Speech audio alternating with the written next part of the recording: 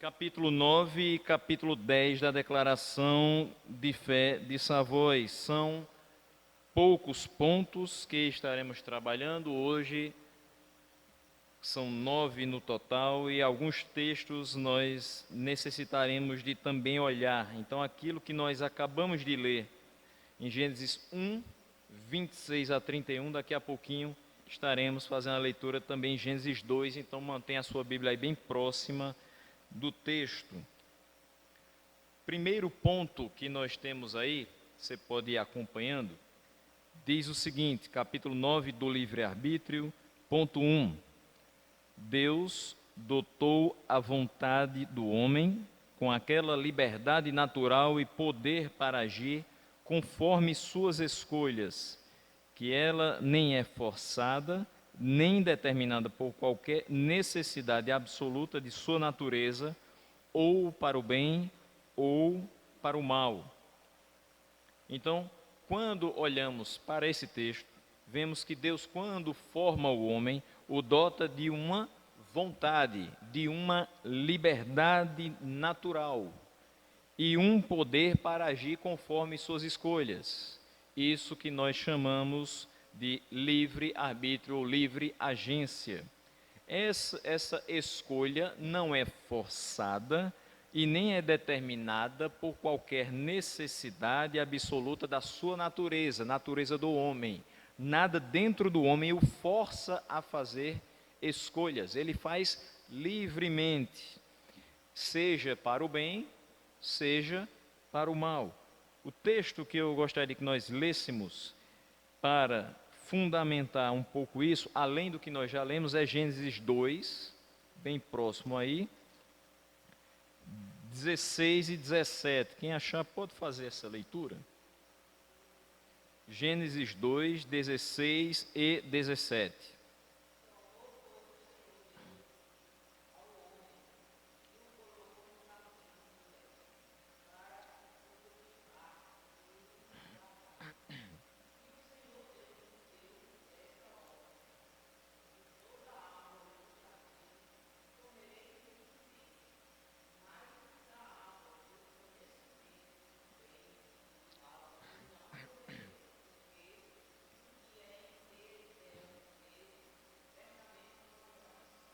Então, observando o 16 e o 17, o que nós temos? Deus dá uma ordem ao homem, e essa ordem é de que ele coma livremente. Então, a palavra livre está aí posta para que o homem de forma livre possa comer da árvore, de qualquer árvore do jardim, mas ao mesmo tempo que ele dá ordem de liberdade para qualquer árvore ser consumida, ele faz uma ressalva e dá outra ordem, dizendo que da árvore do conhecimento do bem e do mal, ele não deveria fazer uso, porque no dia em que dela comesse, certamente morreria. Que então nós entendemos que ele foi dotado dessa liberdade, e essa liberdade foi guiada por Deus para o bem. Então ele agiria livremente para o seu próprio bem, usufruindo do que foi criado por Deus e colocado no jardim. Porém, essa liberdade também se inclinava para o mal. E aí Deus também, de forma muito sapientíssima, disse: não coma da árvore do conhecimento do bem e do mal, porque no dia em que você comer, certamente morrerá. Então essa liberdade apontava Adão para as boas coisas, ao mesmo tempo apontava Adão e dava a possibilidade de ele também ir em direção das más coisas. Então, nós podemos concluir que Adão foi criado de forma perfeita? Sim ou não? Adão foi criado de forma perfeita. Quando a gente leu no início do culto, Gênesis 1, 26 a 31, principalmente no 31, nós vemos que Deus viu tudo que tinha feito, e aqui falando especificamente da criação do homem e da mulher, e diz que tudo havia ficado muito bom. Então, o homem originalmente era bom? era bom. Foi criado perfeito e era bom. Isso nós podemos entender da primeira parte. Essa daí que nós vimos que ele foi dotado de uma liberdade natural e um poder para agir conforme as suas escolhas. Só que essas escolhas poderiam ser boas ou poderiam ser más. Dentro disso, a colocação que a declaração faz é que ela não é forçada. E aí a gente leu, e eu repeti aqui, a palavra livremente. Coma livremente, não é forçado. E nem é determinado por qualquer necessidade absoluta da sua natureza. Ou seja, o homem não necessariamente iria atrás do bem ou do mal por uma necessidade de sua natureza. Mas ele foi criado perfeitamente e criado de forma boa.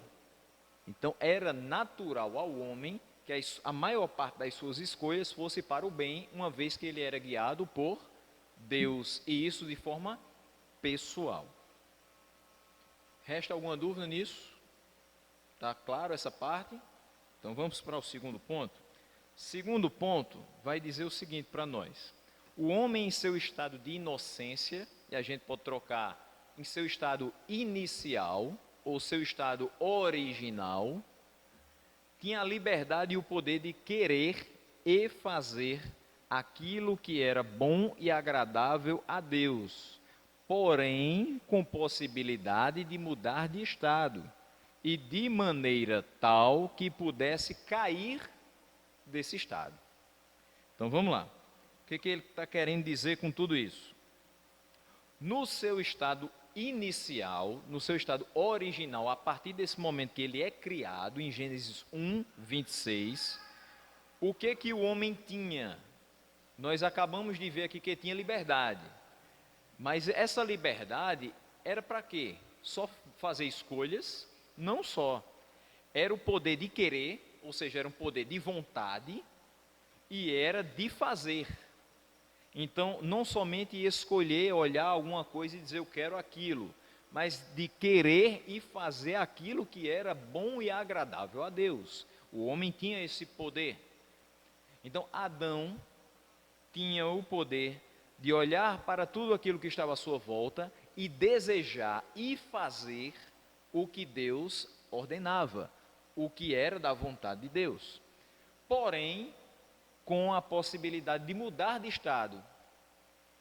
Nós vimos no primeiro ponto que essas escolhas que o homem fazia podiam ser para o bem ou para o mal. Então, se ele tinha a possibilidade de agradar a Deus, querendo e fazendo aquilo que era bom, ao mesmo tempo ele tinha a possibilidade de mudar de estado e querer e fazer o que era mal. Então, conclui-se no final dizendo o seguinte: de maneira que pudesse cair desse estado. Então, o homem foi criado num patamar perfeito e bom, mas ele poderia cair desse estado, ou seja, se tornar uma pessoa má. Como ele se tornaria uma pessoa má? O que poderia fazer o homem que tinha poder de querer e fazer o que era bom aos olhos de Deus, se tornar uma pessoa má? O que poderia fazer? A desobediência, que se traduziu em quê? No pecado. Então, a gente utiliza a palavra original para o pecado de Adão. Então, por isso que eu disse que o homem em seu estado de inocência é o homem original. Tudo que ele fizesse era a primeira coisa, era a primeira vez. Então, o homem foi criado, o primeiro homem é o homem original. O pecado que esse homem produz é o primeiro pecado, então é o pecado original.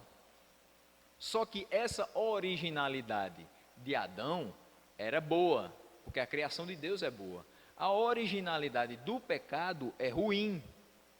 Não deveria ter sido cometido nenhuma vez, nem qualquer uma das vezes que ele foi cometido. Então, havia a possibilidade de que Adão pecasse. Por quê? porque ele tinha o poder dado por Deus na sua criação de escolher e fazer o que era bom, mas também o que era mal. Várias vezes ele escolheu o que era bom? Várias vezes. Os primeiros relatos mostram Adão sendo obediente a Deus e Deus indo na viração do dia conversar face a face com Adão. Mas depois que Adão pecou, escolheu alguma coisa má, ele caiu desse estado, sim ou não? Caiu do estado. Então Deus tinha agora a mesma relação com ele, e ele com Deus já não tinha a mesma relação. Ele tinha agora a possibilidade de querer e fazer o que era bom, ou ele perdeu isso? Perdeu. E como é que ele perde? Porque o pecado mancha a imagem de Deus em nós. Veja o que diz o versículo 27 de Gênesis 1, que a gente leu logo no começo. Criou Deus o homem à sua imagem, a imagem de Deus os criou, homem e mulher os criou. Ou seja, a criação de Deus, os seres humanos, leva consigo a imagem de Deus. E essa imagem de Deus foi, através do pecado, manchada no homem. Então a bondade de Deus que estava em nós foi tirada por conta do pecado. E nós agora somos levados, inclinados ao pecado, ao mal. Não somente isso, hoje a nossa mente pensa e maquina, boa parte do tempo, o mal. Nossas intenções, por melhores que sejam, ainda apontam para o mal.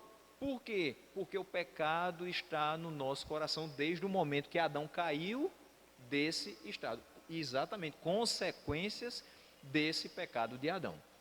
Então, essa primeira parte do texto, nós conseguimos enxergar nesse relato ainda inicial de Gênesis. Mas tem alguns textos bíblicos que eu queria também que a gente desse uma olhada. O primeiro deles é Romanos 9:16. Também quem achar primeiro, faça a leitura, por favor. Romanos 9, versículo 16.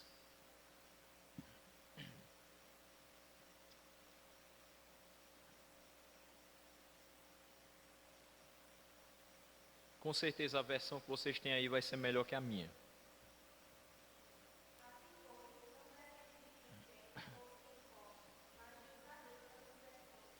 Exatamente. Essa é a versão revista e atualizada, que é a que eu mais gosto nesse versículo. Porque a minha aqui, NVI, vai dizer: portanto, isso não depende do desejo ou do esforço humano, mas da misericórdia de Deus. A essência é a mesma, mas a expressão não depende de quem quer ou de quem corre é muito interessante de ser utilizada. Para ser salvo, é só querer? Não, né?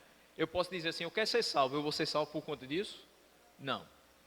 Para ser salvo, eu preciso correr, me esforçar, fazer boas obras, apresentar alguma coisa diante de Deus que eu tenha feito muito boa. É assim que a gente é salvo? É salvo através da misericórdia de Deus. Porque quando a gente fala da graça, mediante a fé, nisso já vai junto a misericórdia. Então, o próprio versículo diz: não depende de quem quer e nem de quem corre. Não é o desejo humano e também não é o esforço humano, mas a misericórdia de Deus. Então, nós observamos o seguinte: o homem, no seu estado de inocência, tinha a liberdade e o poder de querer e fazer aquilo que era bom. Mas quando ele cai desse estado, Deus aponta para ele e diz: você agora depende da minha misericórdia para ser salvo, porque você está perdido por conta do pecado. Sendo assim, não depende mais de você, Adão, correr ou querer, depende da minha misericórdia para com a sua vida, e assim com todas as pessoas que descenderam de Adão. Conosco é da mesma maneira. Não adianta querer, não adianta correr, não adianta se descabelar, porque não será salvo aquele que se esforça pela salvação, mas aquele que for alvo da misericórdia de Deus. O esforço já foi feito por Deus na cruz. Então, através do seu Filho. Então, não depende de nós, depende de Deus. É isso que o texto diz. O homem não tem a capacidade de contribuir com nada para a sua salvação. Eu posso contribuir em alguma coisa para a minha salvação? Eu tenho como contribuir? Dizer assim, Senhor, mas eu evangelizei tantos e tantos anos, aí Deus vai me salvar por conta disso? Não. Vamos lá, outra coisa que eu posso fazer. Senhor, mas eu visitava os enfermos, eu ia para os hospitais, Ele me salva por conta disso? Também não. Senhor, mas eu dava tantas ofertas e tantos donativos para as instituições de caridade da minha cidade, isso vai valer? Também não. Outra coisa que eu posso dizer, Senhor, mas eu fui um bom filho, adianta para a minha salvação? Isso contribui? Não. Então nós chegamos à ideia de que o homem não tem a capacidade de contribuir para a sua salvação. Até mesmo a fé e o arrependimento são dons do alto. Aí vamos lá para Efésios 2:8. O que é que diz aí Efésios 2, versículo 8?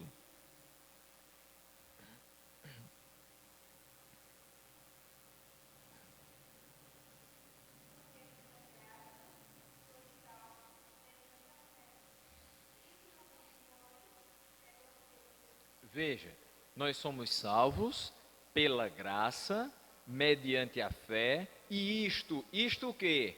A fé não vem de vós, nós não produzimos fé, é dom de Deus, é um presente que Deus nos dá, a própria fé nele, quem dá é Ele mesmo.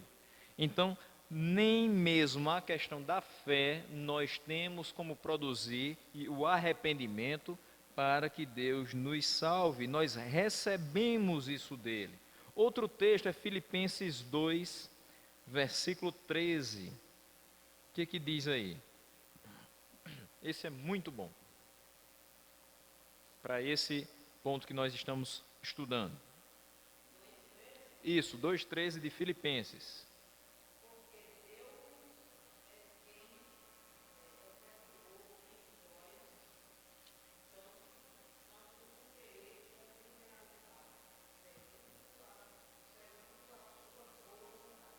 Então veja, o homem podia querer e fazer qualquer coisa boa, mas depois do pecado, ele não tem essa capacidade.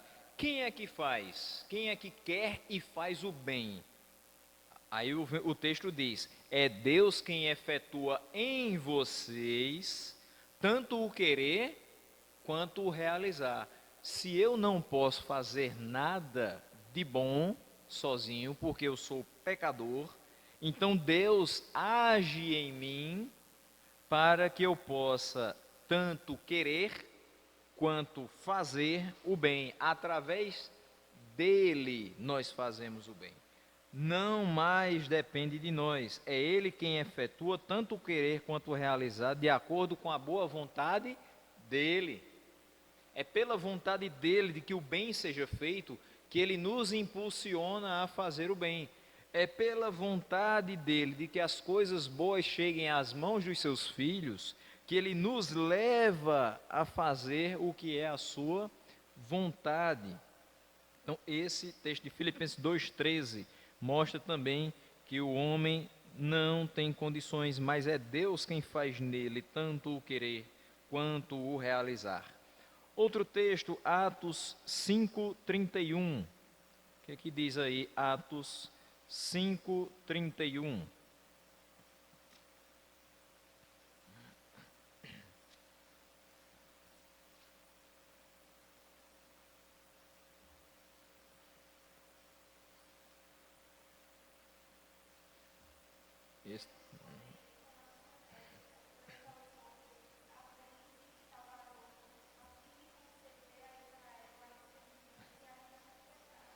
Veja aí, Israel podia se arrepender sozinho de seus pecados?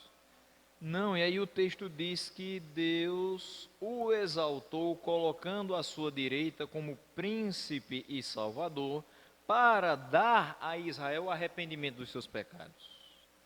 e o perdão também dos seus pecados. Então veja, nós não temos condição de produzir fé, Ele nos dá, é um dom de Deus. Nós não temos como chegar sozinhos ao arrependimento, então Ele nos faz ter arrependimento, Ele nos leva ao arrependimento e também nos concede o perdão desses pecados.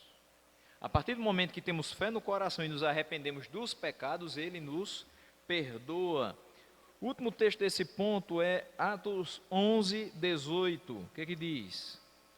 Atos 11, 18.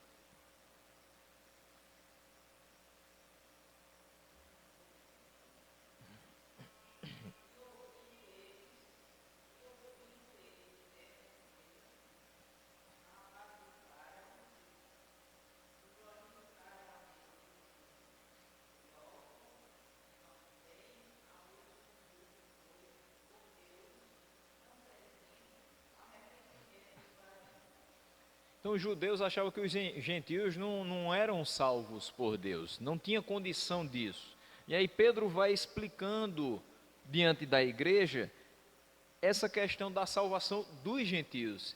E aí no finalzinho ele diz, ouvindo isso que é a explicação de Pedro diante da igreja, não apresentaram mais objeções e louvaram a Deus dizendo, ou seja, eles pararam de criticar, eles pararam de questionar e entenderam que de fato Deus concedeu arrependimento para a vida também aos gentios.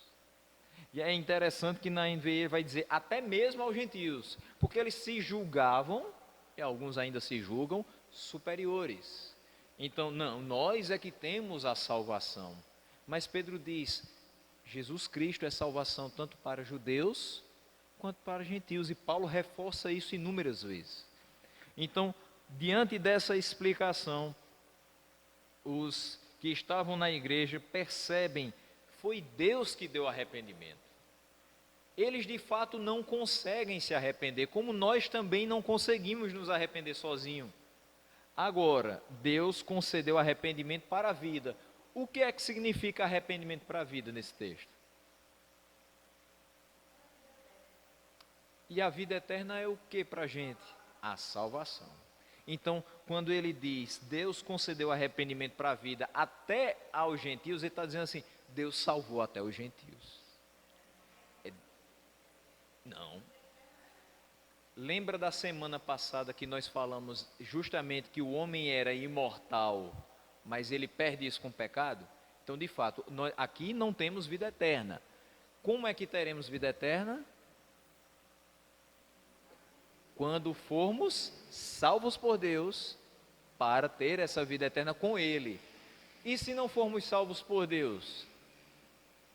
Quem também vai ter eternidade, mas em tormentos, a morte eterna. Então, o homem se torna imortal após a sua morte física. E essa imortalidade também vai apontar para dois caminhos, do mesmo jeito que foi a criação. Ela pode ter sido apontada para a vida eterna, os salvos, e pode apontar para a morte eterna, os ímpios. Então é isso que a gente tem visto aqui nesse ponto. Isso, há dois caminhos eternos. E a gente está compreendendo que sempre vai ter esse caminho do bem e vai ter o caminho do mal. Deus deu essa oportunidade. E, infelizmente, quando Adão opta pelo mal, nós acabamos por ficar quase que o tempo todo inclinados para o mal. É muito difícil vermos, ainda hoje, atitudes frequentes de bondade. O que acontece quando uma pessoa acha, por exemplo, R$1.000 na lata do lixo e devolve para o dono? Mas o que acontece quando assim, uma pessoa encontra uma sacola de dinheiro, aí vê lá, tem R$1.000, aí procura o dono, sai desesperado. Quem foi que perdeu? Aí consegue e devolve. Como é que as pessoas reagem? Se espantam. Sai no jornal. Né? Por quê? Porque não é normal vermos essa bondade e essa honestidade. Mas tem muitas pessoas que veem, né? Aham. Também. E justamente isso é fruto de quê? Do mal. Quando a pessoa diz que é dono de uma coisa e de fato ela não é, é maldade. Mas assim, o que eu quero passar é assim: se as pessoas se espantam com quem devolve o dinheiro para alguém, porque tem gente que vai ver o nome lá e vai dizer: mas se eu tirar aqui o nome, pode ficar para mim. Ninguém vai saber que ela perdeu, né? Que é a maldade humana. Então, se alguém devolve, está sendo honesto. A gente vê isso com pouca frequência, porque infelizmente o homem mau tem a cada dia mais enganado o seu próximo. É como a gente já viu em outros textos, quando eu expus aqui as cartas de João, que eles seguem enganando e sendo enganados, porque eles pensam que estão fazendo correto, mas estão se enganando, porque eles estão errados. O pecado é errado em qualquer sentido. Então, pois é, e as pessoas não ficaram agradecidas? E às vezes até espantadas e dizer assim: eita, eu pensava que eu não ia ver mais esse dinheiro, né? Uhum.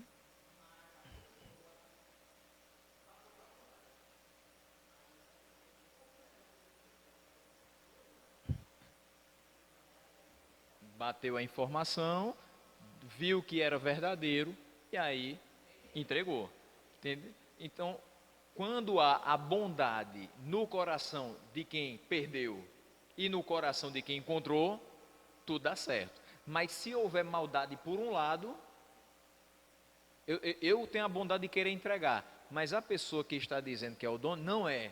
Então houve maldade dela, ela vai pagar por esse pecado.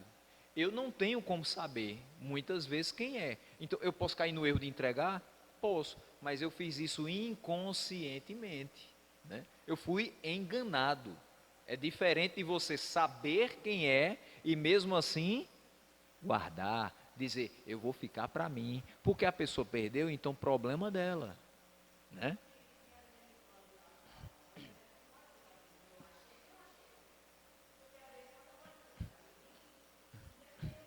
Pode atrair o dono errado, né? Pode, pode sim.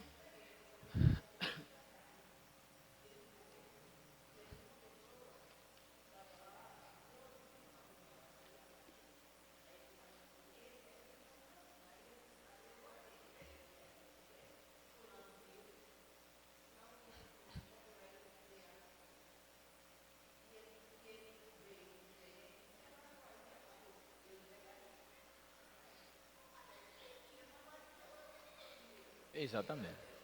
O achado não é roubado. Agora, se aparecesse o dono, é outra história, né? É outra história, com certeza. Então, nesse ponto aqui, entendemos que o homem foi criado com total liberdade, mas a partir do momento que ele caiu, ele perdeu essa faculdade, essa liberdade de escolher e fazer o que é bom, né? Então, não tem mais esse jeito. É por isso que ele não se salva sozinho, né? A gente entende por aí. Terceiro, vai dizer o seguinte: o homem, com sua queda num estado de pecado, perdeu toda a capacidade de vontade quanto a desejar qualquer bem espiritual que acompanhe a salvação. Veja que agora ele já está levando para a salvação. A gente até já comentou aqui, mas agora a declaração vai ser bem firme em dizer: o homem em pecado não tem condição de escolher qualquer bem espiritual que acompanhe a salvação. Não tem.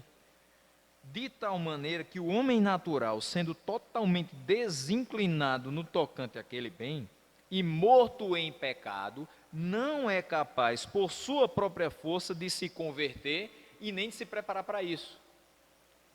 Ele é bem claro nessa linguagem, né? O homem não tem condição, primeiro, de desejar, então ele não tem vontade para o bem. Segundo, o homem natural, e ele faz questão de dizer, o homem natural não é inclinado ao bem. Terceiro, ele está morto em pecado. Quarto, ele não é capaz pela força de se converter. E aí já quebra com aquela coisa que a gente escuta por aí: eu me converti. Você não se converte, né? Você é convertido por Deus, pela misericórdia de Deus, e nem de se preparar para isso. Você já escutou aquela palavra que algumas pessoas dizem assim, e até hoje a gente escutou uma conversa sobre isso.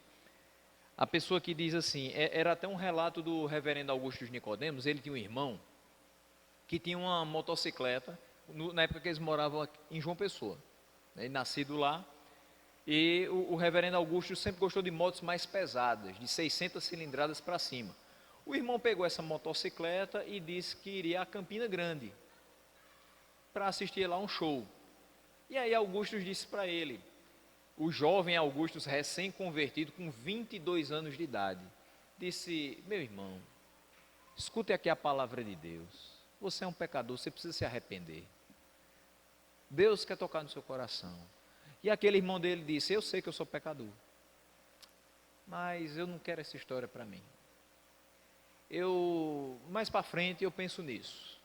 Então quando ele diz mais para frente eu penso nisso, ele está dizendo, não, depois eu me preparo para ser crente, porque agora eu não estou preparado não, eu quero aproveitar a vida por enquanto.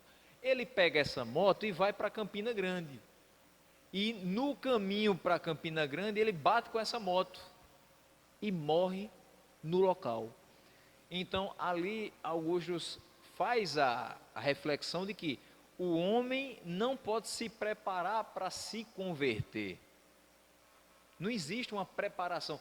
Agora eu só tenho 20 anos, eu vou esperar pelo menos uns 15, que aí eu vivo um pouquinho mais, eu aproveito as coisas boas da vida. Quando eu tiver com meus 35, aí eu me preparo melhor para me converter, porque eu sei que é uma vida de renúncia, é uma vida que eu não posso fazer tudo que eu quero, né? A vida de crente é mais difícil, então eu vou me preparar para esse dia. Mas hoje não. E pessoas batem na sua porta, pregam e falam, e aí você diz, não, hoje não, mais para frente eu aceito. Não, hoje não, mais para frente eu escuto você de novo. Não, eu já escuto a palavra, mas para frequentar só depois. E assim a gente vai escutando essas desculpas, né? Então, o que é que nós temos aí? O homem, com a sua queda no estado de pecado, perdeu toda a capacidade mesmo quanto a desejar qualquer bem espiritual que o acompanhe à salvação. De tal maneira que o homem natural, sendo totalmente desinclinado no tocante àquele bem, morto em pecado, não é capaz por sua própria força de se converter, nem de se preparar para isso. A palavra diz que o homem natural não consegue discernir as coisas espirituais. Efésios 2, que nós já lemos hoje, um pouquinho antes do versículo 8, vai dizer que nós andávamos em desobediência como filhos da ira, como também os demais, e que estávamos mortos em delitos e pecados. O morto tem condição de escolher alguma coisa? O morto opina em alguma coisa? O morto produz alguma coisa? Não. Então o homem, com sua queda, ficou morto. Existem algumas linhas de pensamento dentro da igreja evangélica que dizem assim, quando o homem peca, ele fica doente. Aí ele, assim, falha nas suas escolhas, mas ele ainda tem muita coisa boa dentro dele e ele pode, em algum momento da vida, escolher o bem para a salvação. É isso que a palavra diz? Que nós estamos apenas doentes, mas nós vamos escolher em algum momento da vida o bem para a salvação? Morto. A palavra é bem clara, é morto. E morto nem respira, nem enxerga, nem fala, não pensa, né? Como é que ele vai fazer escolhas? Não tem como. Mas o próprio texto de Efésios diz, mas Deus, sendo rico em misericórdia e pelo muito amor com que nos amou, nos vivificou juntamente com Cristo. Aí tem um travessão, pela graça sois salvos. Então ali está bem explicado que nós só tivemos vida com Cristo. É em Cristo que nós revivemos. Então, em outras palavras, o homem está morto, deitado na pedra fria. E Cristo na cruz do Calvário é o desfibrilador que traz esse homem de volta. O homem não está mais respirando, o homem não está mais, está morto. Mas ele vai lá e dá vida de novo. E aquele homem salta para a vida verdadeira com Cristo. Se não fosse Cristo, aquele homem continuaria morto, continuaria perdido. Haveria salvação? Não. Então, Cristo é justamente o conserto para esse homem que caiu, que pecou. Tranquilo nesse ponto também? O homem, né? O homem está totalmente caído. Se não for por Deus, esse homem permanece caído. E triste é o homem que vive dessa forma, caído. Nós vemos isso nas nossas vidas. Se não fosse Deus em nós, como estaríamos agora? É bom que a gente nem pense, porque a tristeza abateria o nosso coração por pensar quantas e quantas coisas nós estaríamos fazendo que desagradariam a Deus. Mas ao mesmo tempo, quando você pensar a respeito de como você estaria se não fosse Deus na sua vida, se alegre porque você de muitas coisas foi liberto. De muitas coisas Deus nos livrou através do sacrifício do seu Filho. O ponto 4 é o penúltimo desse capítulo 9, que fala do livre-arbítrio, e diz assim: quando Deus converte um pecador e o traslada para o estado de graça, ou seja, o muda do estado de pecado para o estado de graça, liberta de sua natural escravidão ao pecado. Aqui ele vai tratar de que quem vive na prática do pecado está amarrado no pecado, está escravo desse pecado, e por suas próprias forças não sai. Não tem condição de sair. E ele diz: pela exclusiva instrumentalidade de sua graça, o capacita a querer livremente e a fazer aquilo que é espiritualmente bom. Então veja, Deus, pela sua graça, e aí acabamos de falar que pela graça somos salvos, então, pela instrumentalidade da sua graça, e exclusivamente por isso, capacita o homem a querer o bem. Mas ele quer assim, amarrado? Alguém puxa ele e diz assim: ó, hoje você vai aceitar Jesus. A partir de hoje você vai ser uma nova criatura. Ele vem amarrado? Ele vem como quem, assim, tá desconfortável com isso?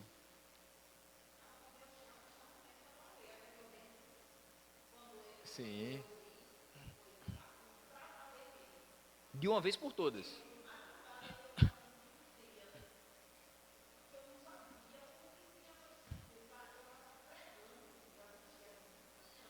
Então, a mudança é instantânea, porque a ação de Deus foi o quê? De uma vez por todas, né? Então, veja só, quando ele diz, o capacita a querer livremente, você não é forçado a crer no Evangelho, mas o chamado da graça de Deus é tão eficaz que você vai, livremente você vai, né? E vai feliz, porque a pregação do Evangelho, ela é eficaz, e a palavra de Deus é viva e eficaz, diz Hebreus, né?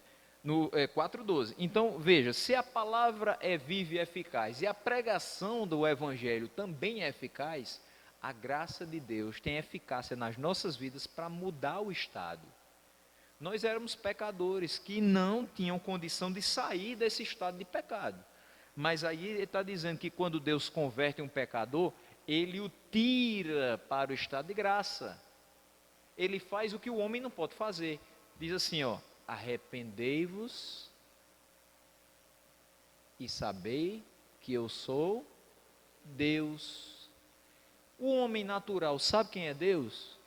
Não, porque ele precisa se arrepender primeiro dos seus pecados. Aí ele vai começar a conhecer Deus. E quanto mais ele conhece a Deus, mais vergonha ele tem dos seus pecados. Quanto mais ele conhece a Deus, menos ele quer viver na prática do pecado, porque ele sabe que isso desagrada a Deus.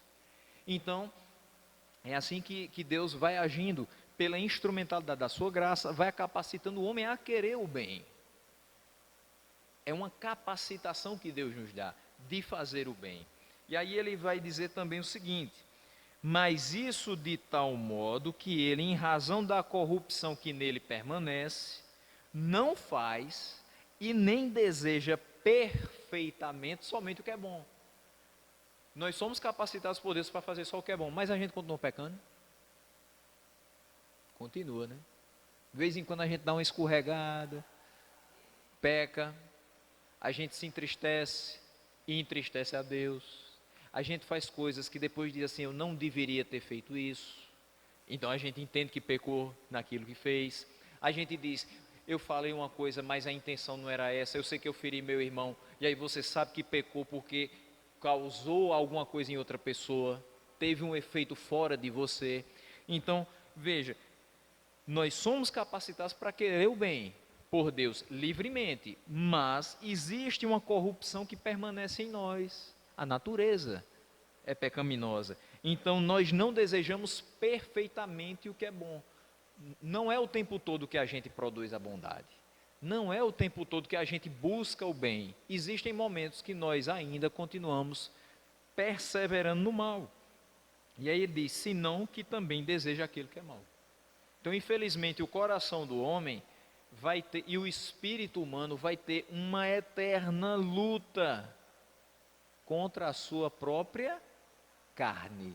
O coração deseja coisas que alegram a carne, mas ele precisa se alimentar de coisas que fortaleçam o espírito. Deus nos capacita a buscar coisas que capacitam, que fortalecem o nosso espírito, mas a nossa natureza sempre aponta para coisas que vão alegrar a nossa carne. Então, é isso que o ponto 4 está nos mostrando. Deus atuou perfeitamente na nossa vida, porém, nós ainda não somos totalmente perfeitos. E aí o que eu já falei aqui na igreja sobre a colocação do já e o ainda não. Nós já somos salvos por Deus? Já. Mas somos totalmente santos? Ainda não, porque não fomos glorificados. Ainda falta esse ponto. Nós somos filhos de Deus? Sim. Mas nós já recebemos a herança de filhos de Deus? Ainda não, porque a vida eterna nos aguarda. Ainda não temos a plenitude das bênçãos das suas mãos. Aí vamos ver dois textos. João 6,37. É o primeiro texto. Isso, Evangelho de João 6, versículo 37.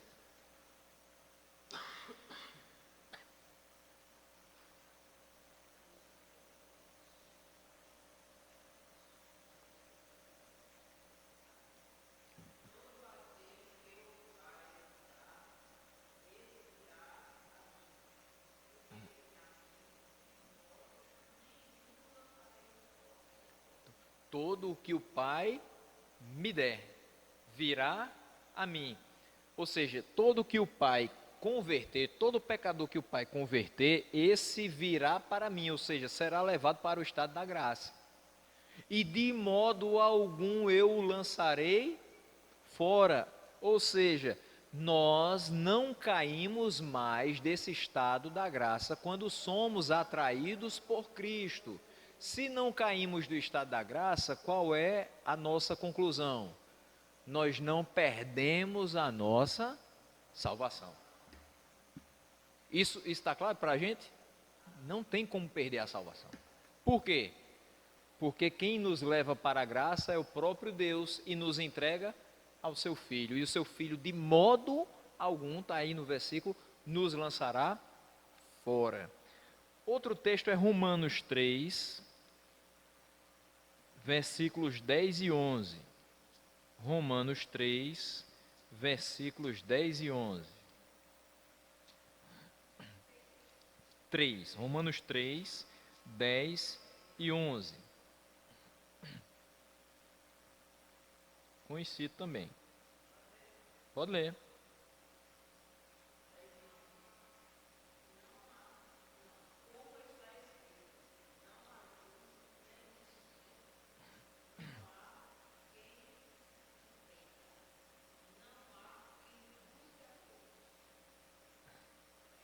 Isso. Não há um justo. Nenhum sequer. E aí ele vai dizer no 11, não há ninguém que entenda e não há ninguém que busque a Deus. É como eu já falei aqui algumas vezes, ninguém acorda dizendo assim, eu quero Deus. Sabe, por que isso não acontece? Porque o coração humano não busca a Deus. O coração humano não entende as coisas de Deus. Agora, se você tem sido alvo da pregação do Evangelho e Deus tem trabalhado em seu coração, de fato você acorda uma nova criatura. Mas aquilo você entende que não partiu de você, partiu de Deus. Então, não há nenhum justo. Não tem como eu chegar diante de Deus e dizer, Senhor, olhe para as minhas mãos, são mãos de justiça. Senhor, olhe para as minhas obras, são obras justas. Senhor, olhe para a minha vida, eu sou justo. Não, não há nenhum justo, nenhum sequer. Não há quem entenda, não há ninguém que busque a Deus. Então, como é que nós buscamos a Deus hoje? Como é que isso vai acontecer? Por que nós hoje buscamos a Deus? Primeiro Ele nos vivificou, depois abriu os nossos olhos e nos fez entender. Quando Ele diz aqui, não há ninguém que entenda, mas nós que fomos vivificados por Deus entendemos a necessidade de congregar, a necessidade de ler a palavra, a necessidade de orar, a necessidade de ter uma vida de preparação para nos encontrar com Deus, a necessidade de viver aqui, mas sabendo que é de lá, a necessidade de pregar esse evangelho a outras pessoas, nós entendemos. A necessidade de estar longe do pecado, a necessidade de fazer o bem, mas não há quem entenda. Então nós buscamos a Deus por quê? Porque nós finalmente entendemos, Ele nos fez entender. Aí a sequência é essa: ninguém entende, ninguém busca. Quando nós entendemos, passamos a buscar. É assim que nós de fato vemos a partir desse texto de Romanos 3, do 10 a 11. Tranquilo nesse ponto também?